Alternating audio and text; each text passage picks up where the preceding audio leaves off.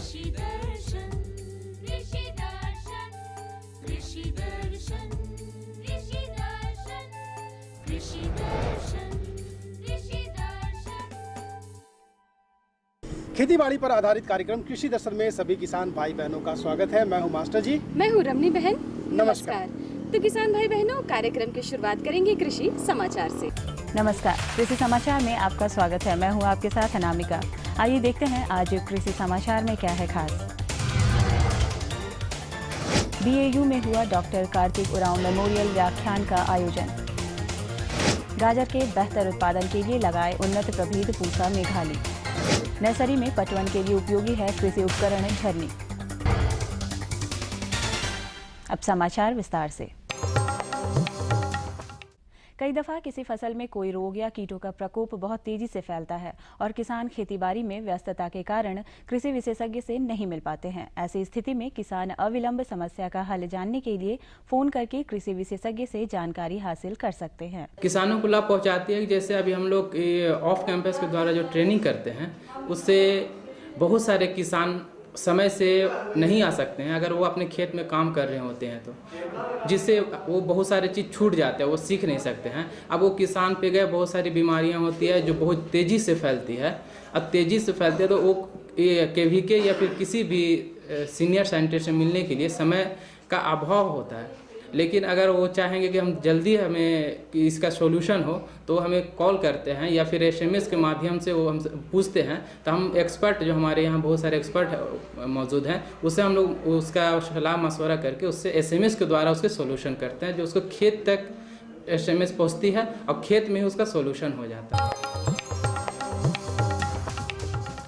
बीते दिनों बिरसा कृषि विश्वविद्यालय में डॉक्टर कार्तिक उरांव मेमोरियल व्याख्यान का आयोजन किया गया। इस अवसर पर central arid zonal research institute Jodhpur के वरिष्ठ वैज्ञानिक डॉक्टर जगदीश चंद्र तफरदार ने कहा कि झारखंड के कृषि क्षेत्र में नैनो तकनीक से क्रांति आ सकती है। इस तकनीक से खेती में उर्वरकों की क्षमता का बेहतर उपयोग होता है। वर्तमान में खाद अपनी क्षमता का 10 से 15% ही उपयोग कर पाता है, जबकि नैनो तकनीक से 60 से 70% तक खाद की क्षमता का उपयोग होता है। किसान भाई, अगर आप सब्जी फसल टमाटर लगाए हुए हैं और पौधों की पत्तियों पर काले और भूरे रंग के धब्बे पड़ने लगे हैं तो इसके रोकथाम के लिए कवच या बेवस्टिन या डायथन Z78 दवा से बने घोल का छिड़काव करें। पत्तियां प्रकाश संश्लेषण क्रिया द्वारा पौधा के लिए भोजन बनाने का काम करती हैं।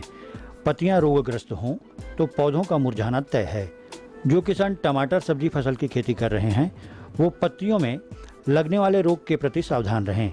अगर पत्तियों पर काले भूरे रंग के धब्बे दिखाई दें तो इसके उपचार के लिए कृषि विशेषज्ञ की सलाह है। आप टमाटर के ऊपर आप देखेंगे कि जो है अल्टरनेरिया ब्लाइट आता है, जिसमें टमाटर की पत्तियों के ऊपर काले काले भूरे भूरे धब्बे दिखाई पड़ते हैं।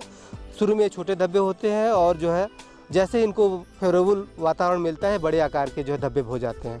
इस बीमारी की रोकथाम के लिए आपको कवच नामक फंजीसाइड जो कि बाज़ार में उपलब्ध है, इसका क्लोरोथेलोनिल टेक्निकल के इंग्रेडिएंट होता है, कवच के नाम से बाजार में उपलब्ध होता है। इसको 3 ग्राम प्रति लीटर पानी में डाल के छिड़काव करें तो ये बीमारी नियंत्रित हो जाएगी। यह दवा यदि उपलब्ध नहीं है तो आप बाविस्टीन ले सकते हैं, उसको जो है 1.5 ग्राम प्रति लीटर पानी में डाल के छिड़काव करें। यदि मान लीजिए बाविस्टीन भी उपलब्ध नहीं है तो डायथन Z78 ले सकते हैं, उसका छिड़काव करके आप इन बीमारियों को नियंत्रित कर सकते हैं। जो किसान आने वाले दिनों में गाजर की खेती करना चाहते हैं वो इस फसल से बेहतर उत्पादन के लिए पूसा मेघाली, पूसा यमदाग्नि, पूसा केसर, नैंटिस या चैंटनी नामक उन्नत प्रभेदों का चयन कर सकते हैं। गाजर की खेती के लिए अक्टूबर-नवंबर में फसल लगा सकते हैं। बुआई में 4 से 5 किलो बीज प्रति हेक्टेयर की दर से उपयोग करें। कतार से कतार 8 से 10 सेंटीमीटर और पौधा से पौधा भी 8 से 10 सेंटीमीटर की ही दूरी रखें।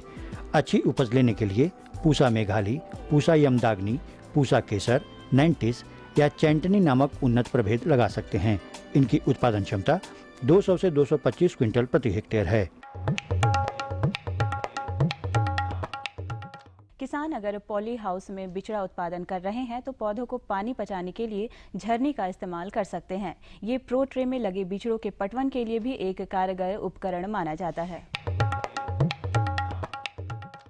आइए जानते हैं आज के लिए क्या है कृषि विशेषज्ञ की सलाह। इस मौसम में अभी किसान भाइयों ने जीरा का संचयन किया होगा, तो अभी तो मछली मुख्यतः प्राकृतिक भोजन ही खा रही है।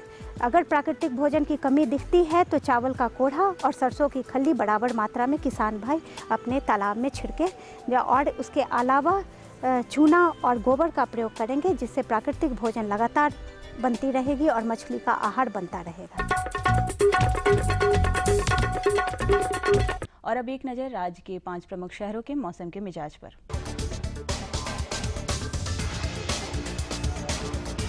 आज राज्य के 5 प्रमुख नगरों के अधिकतम और न्यूनतम तापमान कुछ इस प्रकार दर्ज किए गए। रांची का अधिकतम तापमान 31 डिग्री सेल्सियस और न्यूनतम 22 डिग्री सेल्सियस।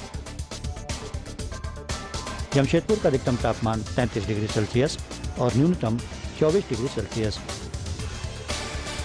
मेदिनीनगर का अधिकतम तापमान 32 डिग्री सेल्सियस और न्यूनतम 21 डिग्री सेल्सियस। देवघर का अधिकतम तापमान 36 डिग्री सेल्सियस और न्यूनतम 25 डिग्री सेल्सियस। वहीं धनबाद का अधिकतम तापमान 35 डिग्री सेल्सियस और न्यूनतम 25 डिग्री सेल्सियस रहा।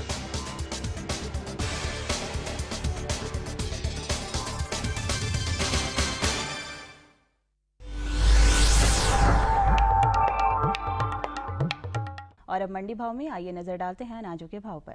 आज कृषि उत्पाद बाजार समिति पंडरा रांची में विभिन्न खाद्यान्नों के थोक भाव कुछ इस प्रकार दर्ज किए गए।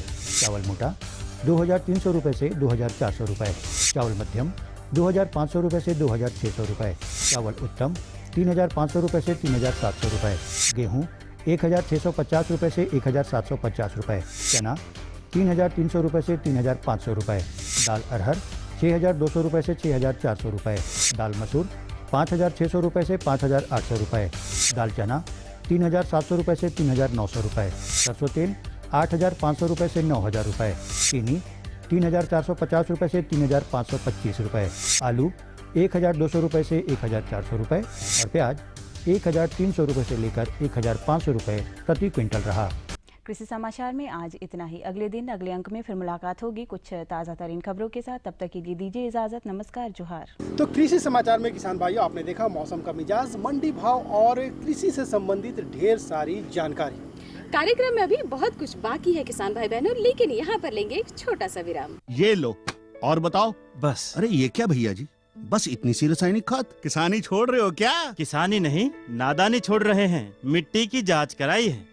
अब तो लालाजी जितनी जरूरत है उतने ही उर्वरक खेत में डालेंगे। हाँ, किसान भाई आज ही अपने जिले की नजदीकी भूमि परीक्षण प्रयोगशाला में मिट्टी की जांच जरूर करवाएं और मिट्टी में पोषक तत्व, नमी व पौधे के विकास को देखते हुए केवल जरूरत के अनुसार ही पोषक तत्व डालें। और हाँ, मिट्टी में गंधक, जस्ता, बोरोन जैसे सूक्ष्म पोषक तत्वों का पता लगाना भी न भूलें। उर्वरक और जैविक खाद के सही उपयोग से भूमि का उपजाऊपन बनाए रखें, उत्पादकता बढ़ाएं, खर्चा घटाएं और बहुमूल्य विदेशी मुद्रा बचाने में भी सहयोग दें। और हाँ, धीमी गति से नाइट्रोजन उपलब्ध कराने वाले उर्वरकों जैसे नीम लेपित यूरिया को प्राथमिकता दें और यूरिया का पत्तों पर छिड़काव करें। अरे वाह, तू तो सचमुच समझदार हो गया रे। अधिक जानकारी के लिए संपर्क करें जिला कृषि अधिकारी या किसान कॉल सेंटर। विराम के बाद एक बार फिर से सभी किसान भाई बहनों का स्वागत। तो मास्टर जी, आज आप हमारे किसान भाई बहनों के लिए कौन सी नई जानकारी लेकर आए हैं? देखिए रमनी जी, अभी मौसम जिस तरह से चल रहा है कि भाई बारिश हो रही है और धान के जो फसल है वो बढ़ने शुरू हो गए हैं। अब यहाँ पे खरपतवार नियंत्रण है, खाद है, पानी है, सारी चीज़ जो है, तो किसान भाई इसी पर जो है पूरी तरह से ये लगाए हुए नज़र लगाए हुए। तो आज अपने किसान भाइयों को हम धान फसल की समसामयिक देखभाल कैसे करें इसके बारे में जानकारी देंगे और हमारे विशेषज्ञ जो है वो स्टूडियो में बैठे हुए हैं। तो सीधी सी बात है कि भाई अब हम लोग को किसान भाइयों को लेकर तो वहीं चलना है, लेकिन जाने से पहले आपके पास नंबर होना ज़रूरी है। हमारा नंबर है 1800-3456-519। तो किसान भाई, आपने नंबर देख लिया, अब आप हमें कॉल कीजिए और अब जो भी पूछना चाहते हैं, किसी भी तरह की जानकारी लेना चाहते हैं तो आपको जानकारी ज़रूर दी जाएगी। मास्टर जी, ये भी बता दीजिए, ये कॉल बिल्कुल मुफ्त है। बिल्कुल, तो ये कॉल मुफ्त है। अब देर नहीं करते हैं और सीधा चलते हैं लेके आपको स्टूडियो। सफल देश समृद्ध किसान, अगर हो खेती बाड़ी का समुचित ज्ञान। किसान भाइयों, जीवंत फोन इन कार्यक्रम में आप सभी का बहुत बहुत स्वागत है। नमस्कार। जैसा कि आपने सुना किसान भाइयों, आज हम बात करेंगे धान की समसामयिक देखभाल और साथ ही साथ कीड़े मकोड़े के बारे में भी जानकारी हासिल करेंगे। और आज इस विषय पर बातचीत करने के लिए हमारे साथ हैं डॉक्टर पीके सिंह। डॉक्टर साहब, इस कार्यक्रम में आपका बहुत बहुत स्वागत है। नमस्कार। नमस्कार। किसान भाइयों को भी जोहार। किसान भाइयों, अगर आप धान में लगने वाले कीड़े मकोड़े के बारे या समसामयिक देखभाल के बारे में कुछ भी जानना चाहते हैं तो सीधे सीधे हमारे विशेषज्ञ से बातचीत कर सकते हैं। डॉक्टर साहब, इससे पहले कि कोई किसान भाई हमारे साथ जुड़े, हम जानना चाहेंगे कि इस वर्ष जो बारिश हुई है कई बार रुक रुक कर हुई है। शुरुआती तौर पर बारिश नहीं हुई है। बहुत सारे किसान भाई हैं जो पहले चरण में लगा चुके हैं, बाद में बहुत सारे किसान भाइयों ने धान लगाया है। तो अभी जो अवस्था है इसमें किसान भाइयों के लिए क्या सलाह है? देखिए, मैं तो सर्वप्रथम किसान भाइयों को यह कहना चाहूँगा कि जो धान की फसल जो है लगाए हैं, जो बरसात देर से हुई तो वो देर से भी लगाए हैं, जिनके पास पानी की व्यवस्था थी, चाहे कुछ क्षेत्रों में कुछ पॉकेट में जो वर्षा हुई वहाँ वो पहले भी लगा दिए। तो मेरा यह सुझाव ये होगा सर्वप्रथम कि जो भाई किसान भाई अपने खेत में धान को लगा दिए हैं तो धान की जो अवस्था है अभी टिलरिंग अवस्था होगी। तो इस समय वो किसान भाई अपने खेत में जाएँ और जितने भी खरपतवार हैं उसको निकालें। उस निकालने से दो तरह के फायदे होते हैं धान में खास करके। इस पर बात करें, पहले एक फ़ोन ले लेते हैं।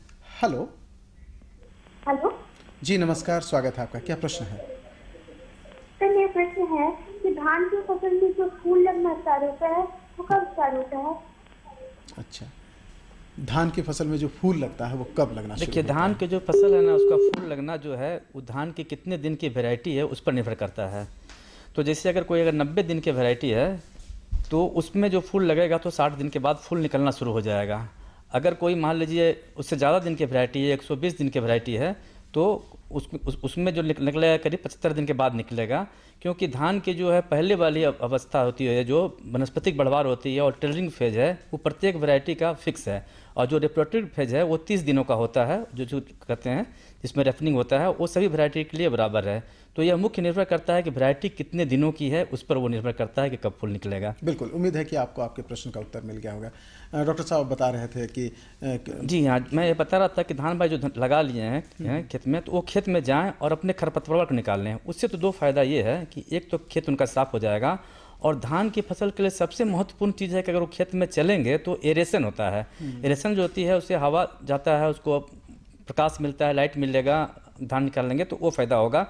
और दूसरी बात ये है कि वो जब खेत में जाएंगे किसान भाई तो बहुत नज़दीक से पौधे से बात करेंगे, पौधों को देखेंगे कि उसमें किस तरह के कीट हैं या किस तरह की बीमारी आ रहे हैं या किस तरह के लक्षण आ रहे हैं, तो वो उसको देख करके वो जान सकेंगे। तो मेरा ये सुझाव होगा तभी खरपतवार निकाल दें, और बहुत ज़रूरी है उसको निकाल देना। इससे होगी पौधों की बढ़वार अच्छी होगी और इससे अच्छा उपज भी उनको मिलेगा। बिल्कुल, चूँकि बात चली है समसामयिक देखभाल की, तो इसी क्रम में हम ये भी जानना चाहें कि जो किसान भाई अभी लगा चुके हैं, कई बार ऐसा होता है कि जो यूरिया या खाद जो डालते हैं उसका जो प्रबंधन होता है वो किस तरह से कर ले? देखिए, खाद की जो बात है, जो किसान भाई खास करके यूरिया जो नाइट्रोजन पर, बिल्कुल इस पर हम बात करेंगे, लेकिन पहले एक फ़ोन ले लेते हैं। हेलो हेलो जी, स्वागत है। कहाँ से बोल रहे हैं? जी, क्या प्रश्न है? देवेंद्र महतो। जी महतो जी, क्या प्रश्न है आपका? हाँ, मेरा खेत धान खेत में मतलब सफेद रंग का बीमारी पड़ गया है, तो इसके लिए कौन सा दवा का इस्तेमाल करेंगे?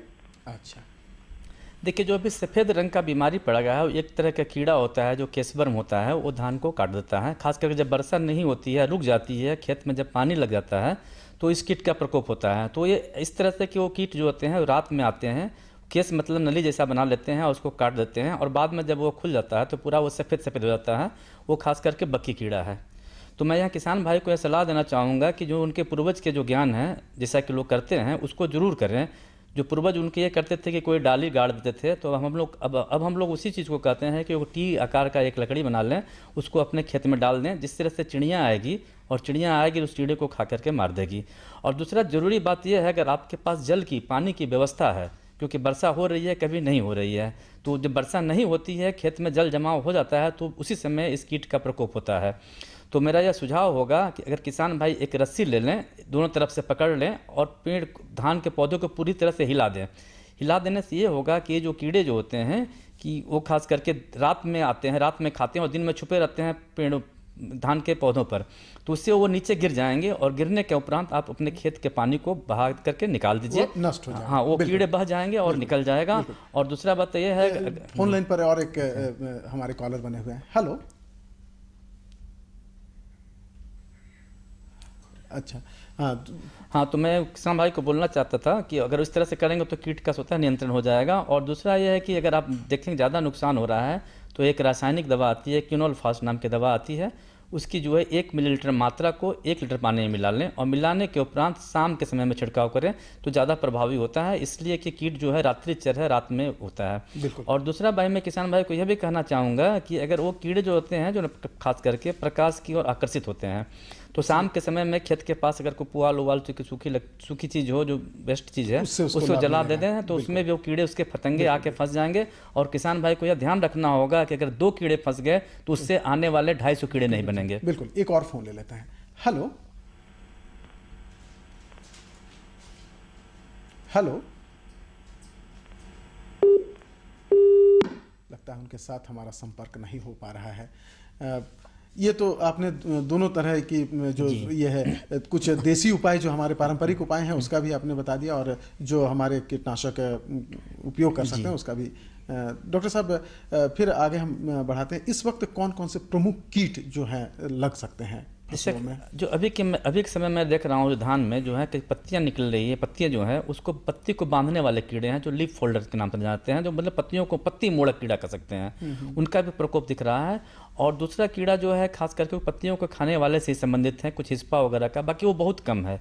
तो जो पत्ती मोड़क कीड़ा है जो पत्तियों को बांध देता है, और बांध देने से उपरांत होता है कि पत्तियां जो है किसी भी पौधे की जो पत्तियां ही भोजन बनाती है तो पौधे मजबूत नहीं हो पाते हैं। तो मैं यहाँ यह बात किसान भाई को कहना चाहूँगा कि धान एक ऐसी फसल है कि जो बहुत कड़ी मेहनत करता है। अगर उसमें थोड़ा बहुत अगर कीड़ा नुकसान कर देता है तो वो मेहनत करके अपने नुकसान की भरपाई कर लेता है। तो यह किसान भाइयों को यह सलाह देना चाहेंगे कि जब देखें कि ज़्यादा नुकसान हो तभी आप किसी भी कीटनाशक रसायन का प्रयोग करें, वरना मत करें, खास करके पहले 40 दिन में। बिल्कुल। इस पर और बात करें, पहले एक फ़ोन ले लेते हैं। हेलो हेलो जी, स्वागत है। क्या प्रश्न है आपका? सर, मेरा प्रश्न है कि धान का फसल जब तुड़ाई हो जाए, उसका जब वो जगह खाली हो जाए तो उसी जगह पर दूसरी फसल लगा सकते हैं क्या? बिल्कुल। क्या धान की कटाई हो जाने के बाद दूसरी फसल लगाने की बात कर रही हैं आप? उसी जगह पर जहाँ पर धान लगाए हैं वहाँ पर धान कट जाने के बाद दूसरी फसल लगाने की बात कर रहे हैं ना, या धान लगे? जी जी, देखिए, तो जैसे बिल्कुल सामान्य बात है। जैसे धान लगे हुए है उसमें हम लोग एक तरह से पैरा क्रॉप भी करते हैं, जिसको उतेरा भी क्रॉप कहते हैं। खास करके बहुत जगह जहाँ पर ज़मीन है, जब धान पकने को होता है, कटने को रहता है करीब 8-10 दिन, तो उस समय भी हम लोग तीसी हो, मसूर हो, चाहे मटरी हो, उसका भी छिड़काव कर देते हैं। और 15 दिन के बाद धान को काट लेते हैं, उसी में उससे फसल मिल जाता है, उसे उतरा क्रॉप है। और दूसरी बात यह है कि जैसे धान जो है, जैसे आपने पूछा काट के क्या लगा सकते हैं, अगर अर्ली किस्म की वैरायटी है जो 110 दिनों में हो जाती है तो आप अक्टूबर में काटेंगे, तुरंत उसी नमी में आप हथिया नक्षत्र होता है जोतिए, जोतने के उपरांत आप चना ले सकते हैं, मटर ले सकते हैं, मसूर ले सकते हैं, कोई भी मतलब दलहन की फसलें आप ले लें। और ये बहुत ही ज़रूरी है खास करके हमारे राज्य के लिए कि ताकि हम लोग द्वितीय फसल भी लें उसी नमी में, क्योंकि आगे उसमें वर्षा भी कम ना हो। इसके लिए तीसी भी बहुत ही उपयुक्त चीज़ है, उसको भी आप लगा सकते हैं, आपको निश्चित रूप से लाभ होगा। बिल्कुल। अभी आप बता रहे थे तना मूढ़क जो जी हाँ, है, तो इसमें कितना नुकसान हो जाता है और क्या कर सकते हैं किसान भाई? देखिए, अगर इस कीट का अगर 5-10% तक का प्रकोप है तो किसान भाई को कुछ दवा डालने की जरूरत नहीं है, क्योंकि पौधों के समय ने बताया कि वो डैमेज को भरपाई कर लेगा। अगर उससे ज़्यादा नुकसान हो रहा है तो उसके बाद किसान भाई को मैं सलाह देना चाहूँगा कि तभी वो कीटनाशक दवा की तरफ जाएं। इसके लिए क्विनोलफास दवा आती है, क्लोरोपाइरीफास दवा आती है, जिसकी 1 मिलीलीटर मात्रा को 1 लीटर पानी में मिला करके आप इसको छिड़काव कर दें। इससे ये होगा कि इसका मतलब कीट मर जाएंगे और आगे की फसल लाभ होगा। एक फ़ोन ले लेते हैं। हेलो। हेलो सर जी, स्वागत है। क्या प्रश्न है आपका? मैं पता नहीं सर कि मैं धान की खेती जो है तो पत्ते से पीले लगे हो गए। पत्ते पीले हो रहे हैं? अच्छा, धान लगा पत्ते पीले हो रहे हैं। हाँ, पत्ते पीले हो रहे हैं तो किसान भाई अभी आप अपने खेत में जाएंगे, उसको देखेंगे ना, तो पहले जब पत्ता पीला होता है तो उस पर एक बीमारी होती है, झुलसा बीमारी होती है। तो उसको पहचानने के लिए किसान भाई ये करें कि खास करके जब जाएंगे देखिए नाव के आकार का धब्बा बनेगा, और आगे चल के वो धब्बा वो पूरा बढ़ता जाएगा और आपका जो है धान जो है पीला पड़ना मतलब झुलसा टाइप का हो जाएगा, झुलसने टाइप का लगेगा। और जब वो बालियाँ निकलेगी तो बाली के नीचे में देखेंगे किसान भाई कि काले धब्बे निकलते हैं और बालियाँ झुक करके गिर जाती है। तो इस बीमारी से बचाव के लिए मैं किसान भाइयों को करना चाहता हूँ, अगर आप बीज उपचार किए होंगे तो शायद इसका प्रकोप कम हो। और अभी के समय में अगर यह दिख रहा है तो ये कार्बामेंडाजिम दवा आती है या ट्राइकोसोल होती है जो कि बीम के नाम से उपलब्ध है, उसकी 2 ग्राम मात्रा को 1 लीटर पानी में मिला लें। अब मिलाने के उपरांत उसका आप छिड़काव करें और इस तरह का अगर दिख रहा है तो 10 दिन के बाद पुनः दूसरा छिड़काव कर दें। कार्बामेंडाजिम जो बेवेस्टिन के नाम से उपलब्ध है या बीम नाम की दवा जो है वो भी बाजार में उपलब्ध है, उसकी 2 ग्राम मात्रा को 1 लीटर पानी में मिला लें और मिलाने के उपरांत उसका आप छिड़काव करें। और यहाँ ध्यान रखें कि 2 बार छिड़काव करें 10 दिन के अंतराल पर, तो आपको इससे निजात मिल जाएगा। बिल्कुल, ये तना छेदक एक बहुत परेशानी वाली बात हो जाती है किसान भाई के लिए। कुछ किसानों के खेतों में हो सकता है तना छेदक का प्रभाव भी हो, तो वो क्या करें इस वक्त? देखिए, तना छेदक कीट को मतलब समझने के लिए बहुत ज़रूरी है किसान भाई उसको जाने कि तना छेद का प्रकोप हुआ कि नहीं है। ऐसे पत्ते और पौधे कई कारणों से सूखते हैं, तो अभी के समय में जो वनस्पतिक बढ़वार है, तो उस स्थिति में किसान भाई को जिस खेत में देखेंगे कि कोई तना सूख गया है तो उसको आप धीरे से पकड़ के खींचेंगे तो आसानी से निकल जाएगा। बिल्कुल, हम इस पर बात करने पहले एक फोन ले लेते हैं। हेलो हेलो हेलो जी, स्वागत है, क्या प्रश्न है आपका? सर पूछ रहे थे कि टमाटर जब लगाते हैं तो लगाने के बाद पूरा फल और फूल देने लग जाता है ना जी, उसके बाद से आपका जैसे कि कभी कभी पूरा एकदम टोटल के टोटल मर जाता है, ऐसा क्यों होता है? अच्छा, देखिए, टमाटर जो है जैसे फूल निकलता है वो पौधा सूखना शुरू हो जाता है और देखते देखते बहुत सारा पौधा सूख जाता है। तो मैं यह किसान भाइयों को कहना, ये टमाटर में नहीं बल्कि बैगन में भी और मिर्चा में भी देखा जा रहा है सूखने की बीमारी है। ये एक उकटा रोग है, तो इसका प्रबंधन जो है कि अब शुरू से ही करें तो बहुत ही अच्छा रहता है, खास करके उसका बीज उपचार करना। और सबसे महत्वपूर्ण बात है कि आप फसल चक्र जरूर अपनाएं। कहने का मतलब मेरा है जिस खेत में आप टमाटर मिर्चा या बैगन लगाते हैं, तीनों एक ही परिवार का है, उसको कम से कम उसको बदल दें, क्योंकि उसके जो जीवाणु रहते हैं वो भूमि में छुपे रहते हैं और जो भी फसल लगती है उसको टमाटर की वर्ग की तो उसको खा करके नुकसान पहुंचाते हैं। तो आप फसल चक्र अपनाएं और ख़ास करके गर्मियों के समय में आप अपनी खेत की अच्छी से जुताई कर दें ताकि धूप पड़ने के उपरांत जो है जितने भी उसके जर्म्स हैं वो मर जाएँ। और किसान भाई इसमें जैसे अभी के समय में जैसे आपने बता रहा है कि ये लग गया है, तो इसके लिए हम क्या करेंगे, तो इसके लिए आप ये करें कि बाज़ार में कृषि के पर्पज से ब्लीचिंग पाउडर उपलब्ध है जी, उसके छिड़काव से नहीं, उसका छिड़काव करने से होता है कि वो प्रभाव जल्दी खत्म हो जाता है। तो आप 1 भाग ब्लीचिंग पाउडर ले लें और 8 से 10 भाग मट्टी ले लें और मट्टी लेने के बाद उसको सान लें और सान के छोटी छोटी गोली बना लें और उसे पौधे के जड़ के पास रख दें 1-2 गोली, और उससे धीरे धीरे ब्लीचिंग पाउडर का असर बहुत दिन तक रहेगा। जो पौधे मर रहे हैं वो रुक जाएंगे। और फोन ले लेते हैं। हेलो हेलो हेलो, हाँ, स्वागत है आपका, क्या प्रश्न है? हेलो जी, आपकी आवाज आ रही है। जी सर, हम लोग जो मूली लगाते हैं जी, उसमें पत्ती आ जाती है। अच्छा, तो उस पत्ती को में छेद आ जाता है, जिसमें पत्तियां जो मुरझा के गिर जाती है, इसमें कौन सी दवा का छिड़काव कर सकते हैं?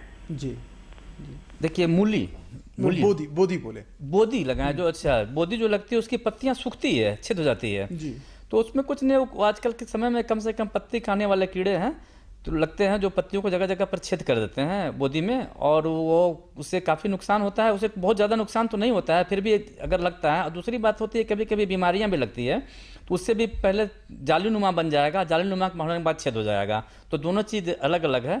अगर किसान भाई अगर देख रहे हैं कि उनके पत्तियों पर छेद बन गया है, कोई पत्ती खाने वाले कीड़े लगे हुए हैं, तो उसके लिए किसान भाई दवा जो मैंने बताया क्विनोल फास्ट जो होती है उसकी 1 मिलीलीटर मात्रा को 1 लीटर पानी में छिड़काव करके उसको छिड़काव करें। और यह ध्यान रखें अगर बोदी आप तोड़ते हैं तो कम से कम 3 सप्ताह के बाद ही उसको खाने के लिए प्रयोग करें। बिल्कुल, अगर आपको कोई दिख रहा है कि वो जालीनुमा पहले बन गया है, बीमारी है, तो ऐसे परिस्थितियों में एक दवा आती है आपका, एक दवा आती है आप तो उसको आप बीम के नाम से भी उपलब्ध है, साफ के नाम से भी उपलब्ध है।